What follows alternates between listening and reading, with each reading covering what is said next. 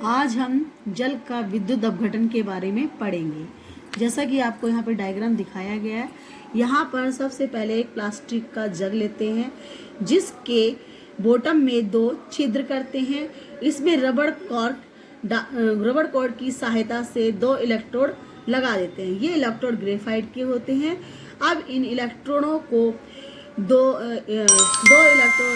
दोनों को हम एक 6 वाट की बैटरी से जोड़ते हैं।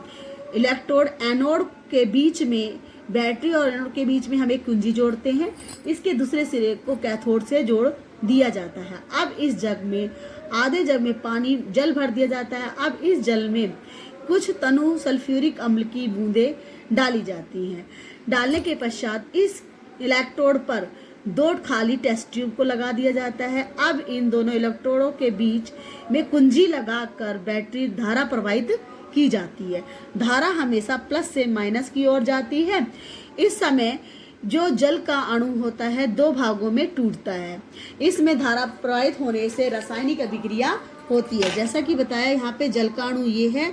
जब इसमें विद्युत अपघटन होता है तब ये 2 आयनों में टूटता है। एक आयन होता है हाइड्रोजन प्लस, जिसे हाइड्रोनियम कहते हैं, और दूसरा आयन होता है माइनस, जिसे हाइड्रोक्सी समूह कहा जाता है। इसी प्रकार से इसके टेस्ट ट्यूब पर एनोड पर निकलने वाली गैस कौन सी होती है? ऑक्सीजन होती है, जबकि कैथोड पर निकलने वाली गैस हमारी हाइड्रोजन होती है। जैसा कि डायग्राम में भी दिखा रखा है। ये देखो एनोड है जिसे माइनस से रिप्रेजेंट करते हैं।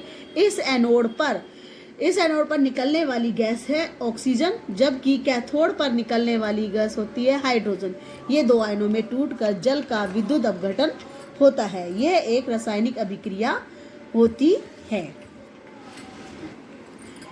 अब हम आगे पढ़ेंगे। सूर्य के प्रकाश में सिल्वर क्लोराइड धूसर रंग का होकर सिल्वर धातु में बदल जाता है। जैसा कि आपको यहाँ डायग्राम भी दिखाया गया है।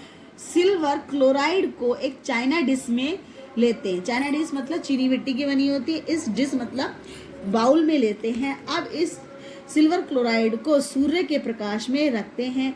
रखने से सूर्य के प्रकाश में सिल्वर क्लोराइड सफेद रंग का धूसर होकर सिल्वर धातु में बदल जाता है। जैसा कि यहाँ भी देखिए, ये एक रिएक्शन है। ये 2 आयनों में वियोजित होता है, टूटता है। सिल्वर क्लोराइड सिल्वर और क्लोरीन के वियोजन के कारण होता है। ये रिएक्शन भी यहाँ पे देखो इस प्रकार से दी गई है, जैसा कि यहाँ पर दिखाया गया है। 2 अणु हमने किसने लिए? Ag मतलब सिल्वर, Cl मतलब क्लोराइड। ये सॉलिड है।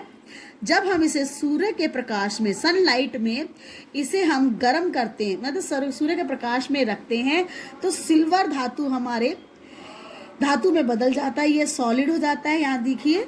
और ये जो चीज है क्लोरीन हमारी गैस के रूप में बाहर निकल जाती है।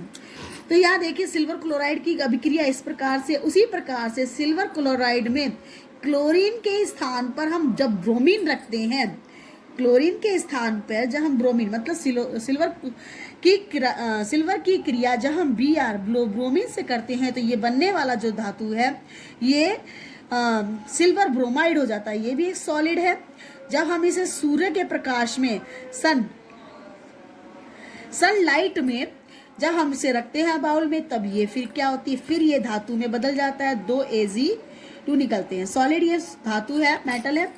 और फिर ये ब्रोमाइड जो B है, Br, ये क्या हो जाती है? हमारी गैस के रूप में बाहर निकलती है। ये है। अब यहाँ देखिए, आपको बताया गया है कि सिल्वर ब्रोमाइड एक विशेष प्रकार का पदार्थ होता है, धातु होती है। इसका उपयोग नेगेटिव बनाने में, मतलब फोटोग्राफी में इसका यूज किया जाता है, नेगेटिव बनाने में। इस प्रकार की ऊर्जा के कारण यह वियोजन अभिक्रियाएं होती है। ये सब क्या होती है? वियोजन अभिक्रियाओं के ही कुछ एग्जाम्पल दिए गए हैं।